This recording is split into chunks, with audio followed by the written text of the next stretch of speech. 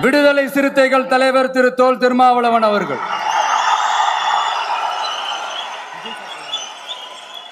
அவங்களால இன்னைக்கு வர முடியாம போச்சு.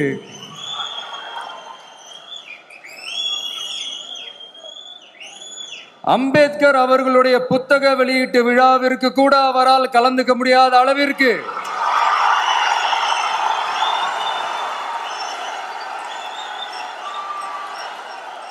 கூட்டணி கட்சிகள் சார்ந்து எவ்வளவு பிரஷர் இருக்கும் என்று என்னால் யூகிக்க முடிந்தாலும்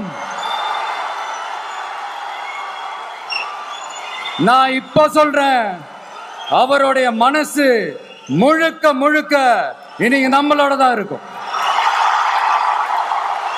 திமுக அல்லது திமுக தலைமையிலான கூட்டணி கட்சிகள் கொடுத்த அழுத்தம் என்பதை போன்ற